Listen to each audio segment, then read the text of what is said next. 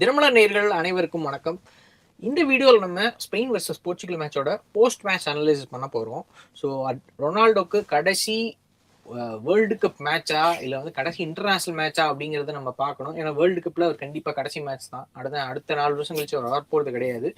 So அது நம்ம wait பண்ணி என்ன அப்படிங்கிறத நம்ம பார்க்கணும். அடுத்த யூரோ இருக்குது, அதில் விளையாட வரா என்னங்கிறது நமக்கு தெரியணும்.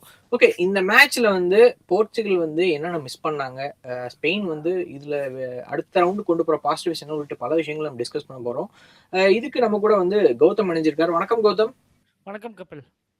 ஓகே, நேற்று மேட்ச்சில் வந்து ஆல்ரெடி நம்ம எக்ஸ்பெக்ட் பண்ண மாதிரி ஸ்பெயின் தான் வந்து ஜெயிச்சிருந்தாங்க. நல்லா விளையாண்டதுமே ஸ்பெயின் தான். ஏன்னா போர்ச்சுகல்னால பொசிஷனிங் கூட வைக்க முடியல. நார்மலாக மற்ற டீம் கூடயாவது காங்கோ கூடயா இருக்கட்டும், இல்லை கொலம்பியா கூட இருக்கட்டும், கொலம்பியா கூடயும் பொசிஷனிங் இல்லை. பொசிஷனிங் அதிகம் வைப்பாங்க, மிட்ஃபீல்டில் அதிகம் பால் இருந்துகிட்ருக்கும், பேக் பாஸ் நிறையா வரும். இந்த டைம் வந்து பொசிஷனிங் சுத்தமாகவே இல்லை. மேக்ஸிமம் 60% ஸ்பெயின் தான் வந்து பொசிஷனிங் வச்சுருந்தாங்க.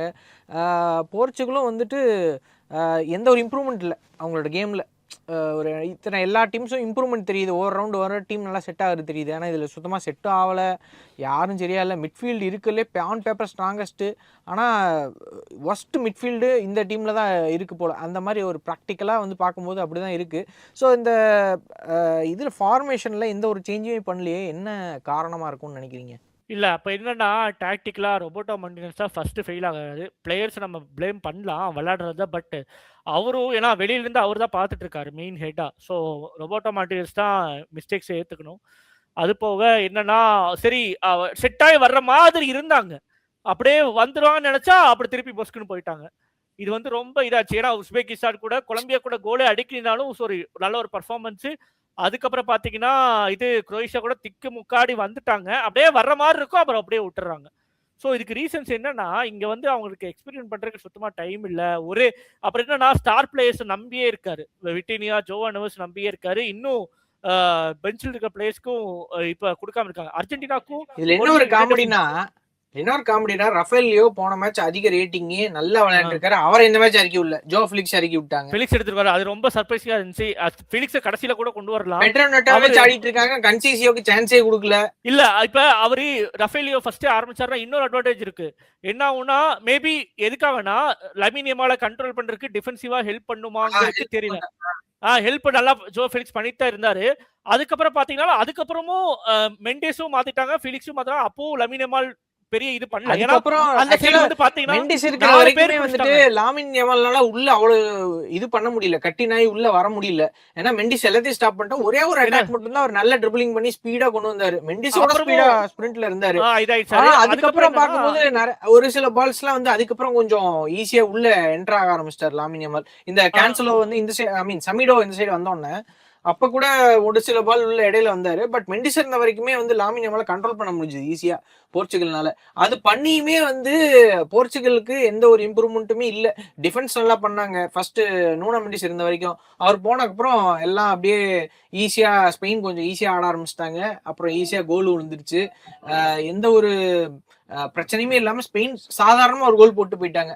அதுக்கு என்னன்னா இவங்க ஒரு ரிப்ளை கொடுப்பாங்கன்னு பார்த்தா எந்த ஒரு அட்டாக்குமே இல்லை. சும்மா அப்படி தட்டிக்கிட்டே பேக் பாஸ் போட்டு சைடு பை சைடு தான் பார்த்தாங்க. டக்குனு ஒரு ஃப்ரீ கிக்ல அடிச்சாங்க. கடைசி 5 நிமிஷத்துல கூடவா சேஃப் ஆனாங்க. இப்ப அர்ஜென்டினா கூட கேப் வர்டே எப்படி ஆனாங்க? கேப் வர்டே வந்து எக்ஸ்பீரியன்ஸே கிடையாது வேர்ல்டு கப். எப்படி அந்த கடைசி நிமிஷத்துல 5 நிமிஷத்துல ஃபுல் எனர்ஜி கொடுத்து எப்படியாவது கோல் போட்டுருன்னு கடைசி செகண்ட் வரைக்கும் ட்ரை பண்ணாங்க கேப் வர்டே. ஆனா இவங்க கிட்ட பொறுமையா கடைசி 10-20 செகண்ட் இருக்கு, அப்பயே பொறுமையா தட்டிக்கிட்டு இருக்காங்க. அது என்ன ஒரு ஃபுட்பால்னே புரியல. லாங் பாஸ் போடலாம், ஏதோ ஒண்ணு ட்ரை பண்ணலாம், கிராஸ் போடலாம், ஒண்ணுமே இல்லை. தோத்தாயின்னு முடிவு பண்ணிட்டாங்க முதல்லயே. சரி தோத்தாச்சு ஊருக்கு போயிடலாம் அடுத்த ஃபிளைட்லயே அப்படின்ற மாதிரி ஒரு கேம் இருந்தது. சுத்தமா போரிங்கா இருந்தது எனக்கு நேற்று மேட்ச் பார்க்கும்போது. எதுக்குடா பார்த்தோன்ற மாதிரி ஆயிடுச்சு. ஸ்பெயின்னா யூஸ்வல் கேம் தான், எந்த ஒரு கிரியேட் சேம் அப்படியே ஆடுறாங்க. யாரெல்லாம் வந்து கிராஸ் போடுவாங்களோ அவங்க போடுறாங்க, யார் த்ரூ பால் ராட்ரியோ அப்படியே நிறுத்துறாங்க. இவங்க என்னன்னா ஸ்பெயினும் வந்து என்னன்னா ரொம்ப கன்சிடர் பண்ண வேண்டாம் அப்படின்னு நினைக்கிறாங்க. அப்புறம் பாக் யூபாசி திடீர்னு பார்த்தீங்கன்னா அவர்கிட்ட மட்டும் ஒரு சேஞ்ச் இருந்துச்சு. அவர் வந்து பால் கேரிங் டிஃபெண்டர் மாதிரி நல்லா ஆர்க் வரைக்கும் போறாரு, நல்லா இது பண்ணிட்டு இருந்தாரு.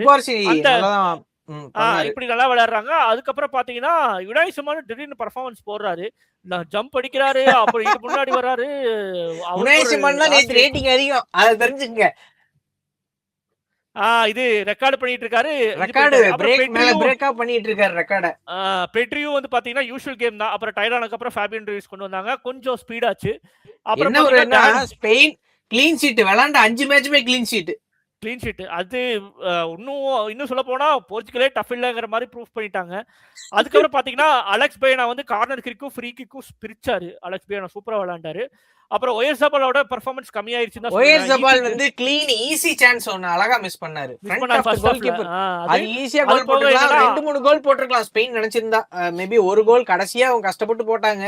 பட் இந்த மேட்ச்லயே ஈஸி சான்ஸ்ல நிறைய கிடைச்சது. 2-3 கோலாவது போட்டுருக்கலாம் போர்ச்சுகலுக்கு அகைன்ஸ்டா. அது இன்னொன்னு பாத்தீங்கன்னா லமின் யமால் வந்து ஒரு டிஃபரெண்ட் செட் ஆஃப் கேம் தான் சொல்லுவேன். ஒவ்வொரு பீரியட்லயும் ஒவ்வொரு மாதிரி ஆடினாரு. அப்புறம் ஃபுல் பேக்ஸும் குக்குரெல்லா உள்ள இது பண்ணாரு. போரோவும் நல்லா இது பண்ணாரு. அப்புறம் பாத்தீங்கன்னா இங்க முக்கியமான ஆளே யாருன்னா நம்ம இவர் தான், மிச்சல் மெரினோ தான். நீங்க ஆர்சனலுக்கு எடுத்துட்டாலுமே நிறைய அப்பியரன்ஸ் சப்ஸ்டிடியூஷன்ல வந்து 2 கோல் 1 கோல் சாம்பியன்ஸ் லீக்ல கப் மேட்ச் எல்லா பீரியட் அவர் மிச்சல் மெரினோ ஸ்டார்ட் பண்றத விட சப்பா வந்தாலே ரொம்ப டேஞ்சர். யூரோல பாத்தீங்கன்னா ஜெர்மனி மேல ஒரு கோல். ஆமா நேத்து அதேதான் வந்து கமெண்டேட்டர்ஸ்மே அதான் சொன்னாங்க. மெரினோ வரும்போது கொஞ்சம் டேஞ்சரான ஆளு அப்படின்னு தான் சொன்னாங்க. ஆனா கரெக்டா கோல் போட்டாரு. ஃபெரண்ட் ஆரோஸும் நல்லா பாஸ் பண்ணாரு. நல்ல நட்பேக் பாஸ். பண்ணி பாஸ் கொடுத்தாரு. மெரினோவோட அட்வான்டேஜ் என்னன்னா எனர்ஜி சேவ் பண்ணிப்பாரு. ஃபேக் ரன்ஸ் அது போக என்னன்னா எல்லா பொசிஷனும் விளையாடக்கூடிய ஆளு. சைக்கர் attacking midfielder, winger, defensive midfield கடைசி 5 நிமிஷத்துக்கு தான் வந்தாரு. அவர் கரெக்டா இது பண்ணி இன்னொன்னு என்ன பண்ணிட்டாங்கன்னா ஃப்ரீ கிக் குடிச்சனே போர்ச்சுகலுக்கு பேசிக்கா தெரிய வேண்டிய விஷயம் என்னன்னா டக்குன்னு வந்து பாலை கொடுத்துட கூடாது. அவங்க கிளியர் பண்ணிடணும். எல்லோ கார்டு வாங்கினா என்ன ஆனாலும் சரி. ஆனா எங்க பாலை வச்சுட்டு அவன் டக்குன்னு எடுத்துட்டாங்க. டக்குன்னு ஒரு மூவ் போட்டு ஒரு நட்மேக் ஒரு பாஸ் கோல் ஆயிடுச்சு. எவ்வளவு 91வது நிமிஷத்துல கோல் நேத்து. ரொம்ப 91வது நிமிஷத்துல லெஃப்ட் விளையாடுறாங்க போர்ச்சுகல். அதுக்கப்புறம் பாத்தீங்கன்னா போர்ச்சுகல் சேஞ்சஸ்லயும் ஒரு ஸ்பிரிட் இல்ல. பெர்னார்டோ சில்வா கொண்டு வந்தாங்க. அவரு கடைசியில ஒரு ஹெட்டர் நல்லா பண்ணாரு. அவ்வளவுதான். ஆமா ஹெட்டர் நல்லா ட்ரை பண்ணாரு. ஆனா மிஸ் ஆயிடுச்சு. அன்பார்ச்சுனேட்டா கோல் போயிருக்க வேண்டியது மிஸ் ஆகி போயிடுச்சு. இந்த மாதிரி ஆச்சு. அது இப்ப அப்ப என்னன்னா போர்ச்சுகல் கிட்ட ஒரு எக்ஸ்ப்ளோசிவ் இல்ல. ரொனால்டோ அப்படி இப்படி வரப்பெல்லாம் ட்ரை பண்றாங்க. கோல் போட போறாரு பண்ண முடியல. ரொனால்டோக்கு பாஸும் வரல. அவர் சும்மாவே பாக்ஸ் கிராஸ் போட்டாரு. அது எல்லாமே ஹெட் பண்ணி கிளியர் பண்ணினாங்க. ஒரு பால் கிடைச்சிட்டு வந்து அவ்வளோக்கா ஃபினிஷ் பண்ண முடியல. சோ இது எதுவுமே பண்ண முடியல. ஒரே ஒரு ஷாட் மட்டும் தான் அடிச்சிருந்தாரு. ஆக்சுவலா ரொனால்டோ வந்து கோல் கீப்பருக்கு மத்த எதுவும் அவர் ஹெட்டிங்கோ மொத்தம் 20 டிச்சோ தான் பண்ணிருப்பாருன்னு நினைக்கிறேன். ஒரே ஒரு சான்ஸ் கிரியேட் பண்ணாருன்னு கரெக்டா தெரியல. மேக்சிமம் அவர்கிட்ட பந்தும் போல, அவருக்கு யாரும் கிராஸும் போடல, பாஸும் பண்ணல, எதுவும் பண்ணல. சும்மா பாக்ஸ்குள்ள இருக்காரு. வேற யார் பிளேயராவது ஆட வச்சிருக்கலாம். Roberto Martinez. ரெண்டாவது வந்து என்னன்னா பெரிய மிஸ்டேக் என்ன பண்றாங்கன்னா லாஸ்ட் வேர்ல்ட் கப்ல வந்து மேனேஜர் வந்து ரொனால்டோ உட்கார வச்சாரு. ஒரு மேட்ச் 6-1 ஜெயிச்சாங்க சுவிட்சர்லாந்து கூட. அந்த மாதிரி தைரியமா. ஆனா அவரை வந்து தூக்கிட்டாங்க அந்த வருஷமே. அந்த தோத்த உடனே தூக்கிட்டாங்க. இப்ப இவரை ஏன் வந்து இந்த வேர்ல்ட் கப்ல உட்கார வைக்க மாட்டேன்றாங்கன்னு புரியலையே. அவரோட பெர்ஃபார்மன்ஸே பண்ணல. இல்ல அவர் என்ன பண்ணிட்டாரு லாஸ்ட் மேட்ச் 10 நிமிஷம் கோல் போட்டாரு. உட்கார வைக்கணும் இல்ல. அட்லீஸ்ட் ஒரு 60 ஹாஃப் டைம்க்கு அப்புறமா இது பண்ணலாம்ல. அது அட்லீஸ்ட் கடைசி ஒரு 30 மினிட்ஸ் 20 மினிட்ஸாவது கொடுத்துருக்கலாம் ரொனால்டோ. லாஸ்ட் மேட்சே அவர் வந்து சப்ஸ்டியூட் பண்ணதுக்கு அவர் குறை சொல்லிட்டு திட்டிட்டு தான் போனாரு. போகும்போதே முகமே சரியில்லை ரொனால்டோக்கு. இந்த மேட்ச்லயும் அட்லீஸ்ட் ஒரு 10 நிமிஷமாவது கொன்சலோ ராமஸ் கொடுத்துருக்கலாமே. ஏன் போன மேட்ச் கோல் போட்டிருக்காரு, அதை கூட கொடுக்காம அது ஒரு ஒஸ்ட் டிசிஷன். யாரா இருந்தாலும் பண்ணிருப்பாங்க. இவங்க ரொனால்டோட லெகசி, ரொனால்டோ பெரிய பிளேயரு, 41 வயசுல என்னத்த பெரிய பிளேயர் எனக்கு புரியலையே. இதேதான் பிரேசிலுக்கும் ஆச்சு. நெய்மாரை கூட்டிட்டு வரணும், அங்க ஒரு கொலபரேஷன் ஆச்சு. இப்போ இது போர்ச்சுகல் ஒரு கொலபரேஷன் ஆச்சு. இந்த மாதிரி வந்து பண்ணிட்டே இருந்தாங்கன்னா எந்த ஒரு டீமும் உருப்பட போறது இல்லைன்னு கரெக்டா தெரிஞ்சிச்சு. இது விளையாட எடுத்துட்டு வந்தீங்கன்னா விளையாட வைக்கணும், இல்லையா எடுத்துட்டு வரக்கூடாது. ஆமா, அப்புறம் எதுக்கு எடுத்துட்டு வந்து இப்ப அர்ஜென்டினாவே அந்த மாதிரி தப்பெல்லாம் நான் பண்றாங்க. விளையாட கூப்பிட்டு வந்து சும்மா உட்கார வச்சிருக்காங்க. எல்லாத்தையும் பெஞ்ச் ஸ்ட்ரென்த்தை யூஸ் பண்ண மாட்டேன்றாங்க. இந்த மாதிரி பண்ணும்போது எதுக்கு 26 பிளேயர் 15 பிளேயர் வச்சு விளையாட வேண்டியதானே கிரிக்கெட் ஆடுற மாதிரி? புரியவே இல்லை. விளையாடுறதெல்லாம் வந்து ஒரு லாஜிக்கே இல்லாத. அது ஆக்சுவலி 23 பிளேயர்ஸ் தான் 2018 வேர்ல்ட் கப் வரைக்கும் இருந்தாங்க. அதுக்கப்புறம் என்னாச்சுன்னா 26ல என்னாச்சுன்னா 22ல என்னாச்சுன்னா கோவிட், அதனால ஏதாவது ப்ராப்ளம் வந்துன்னு சொல்லிட்டு எக்ஸ்ட்ரா 3 பேரு கொடுத்தாங்க. 23 பிளேயர்ஸ் லைன் அப்ல நீங்க கொண்டு வந்துக்கலாம், 3 பேர் வந்துருக்கலாம். இப்போ என்ன பண்ணிட்டாங்க 26 எடுத்துட்டு போன்னு சொல்லிட்டாங்க. இப்போ நிறைய பேர் எடுத்துட்டு போறது அது ஒரு ப்ராப்ளம் ஆயிடுது. 2 டீமா வச்சு விளையாடலாம் அந்த மாதிரி பண்ணிருக்காங்க. இல்ல அது பிராக்டிஸ் எல்லாம் பண்ணுவாங்கன்னு நினைக்கிறேன். அவ்வளவுதான். ஆமா, பிராக்டிஸ் மேட்ச் தான் இவங்களுக்குலாம் வேர்ல்ட் கப். சரி, ஓகே. அப்புறம் ஒரு முக்கியமான மிஸ்டேக் சொல்லிடுறேன். என்ன மிஸ்டேக்னா பெட்ரோ நெட்டோ கிட்ட பால் கிடைக்கும் போது எல்லாரும் அவரை விட்டு இந்த மேக்னெட்ல வந்து லைக் அவர் மட்டும் தனியா ஓடிட்டு இருக்காரு முன்னாடி. அன்லைக் போல்ஸ் அட்ராக்ட்னு சொல்லுவாங்களே, அந்த மாதிரி இவங்க எல்லாம் லைக் போல்ஸ் போல அப்படியே விட்டு போயிடுறாங்க. அவர் கிராஸுக்கு ஏதாச்சும் ஒரு லிங்க் அப் பண்ணும். இல்ல முன்னாடி போய் நின்று ஒரு பேக் பாஸ் பண்ணிக்கிட்டு இருக்காரு. அதாவது பெட்ரோனெட்டோ கிடைக்கிறத யூஸ் பண்ணாங்களா அடிச்சிருக்கலாம் கோல். சான்சஸ் இருந்துச்சு. அவர் கரெக்டா போடுற இதுவும் இல்ல. அவருக்கு ஸ்பேஸ் பண்ணி ஒரு ஷூட்டோ குடுத்திருந்தாலும் பண்ணிருக்கலாம். அப்புறம் பெர்னாண்டஸ் ஏன் விளையாடலன்னு சொல்றேன். என்ன பண்ணிட்டாங்கன்னா, அவரு வந்து வித்தவுட் த பால் ஃபுல் பிரஸ்ஸிங்ல இருக்காரு. நல்லா தான் பிரஸ் பண்றாரு. அப்ப இன்னும் மத்த பிளேயர்லாம் என்ன பண்ணணும்? மார்க் பண்ணணும். இல்ல சப்போர்ட் பிரஸ் குடுக்கணும். அது தரவே இல்ல. சோ அப்ப இவங்களுக்கு பொசிஷனும் கம்மி. இவரால சான்ஸும் கிரியேட் பண்ண முடியாது. ப்ரூனோ இல்ல அதுவும் பெர்னாண்டஸ் இல்லாம எனக்கு என்னமோ ரொனால்டோ மேல காண்டுல ஆடின மாதிரி ஆடினாங்க மிட்ஃபீல்டர்ஸ் அது எல்லாருமே. என்ன ப்ரூனோ பெர்னாண்டஸ் பாஸே போடல ரொனால்டோக்கு. அதே மாதிரி விர்ஜீனியாவா இருக்கட்டும், ஜோனாஸ் எந்த ஒரு இம்பாக்ட்டுமே இல்ல. Ronaldo striker. அவருக்கு ஒரு பாஸாவது போடலாம். எதுவுமே பண்ண மாட்டேன்றாங்க. ரொனால்டோவும் எதுவும் பண்ண மாட்டேங்கிறாரு. அட்லீஸ்ட் அவனுக்கு போடலன்னா அட்லீஸ்ட் சப்ஸ்டியூட்லயாவது போடலாம்ல. வேற வேணா கோல் போட்டோம். அதாவது பார்க்கலாம்ல அவரு. அவனுக்கு டீம்ல தான் சுத்தமா யாரும் ரொனால்டோக்கு ரெஸ்பெக்ட்டும் குடுக்குறது கிடையாது. பாஸும் போட மாட்டேன்றானுங்க. இது எதுக்கு தான் வேர்ல்டு கப் வந்தாங்கன்னே புரியல. அந்த அளவு போயிட்டு இருக்குது போர்ச்சுகல் டீமு. இத நம்ம சொல்லி எதுவுமே ஆக போறது கிடையாது.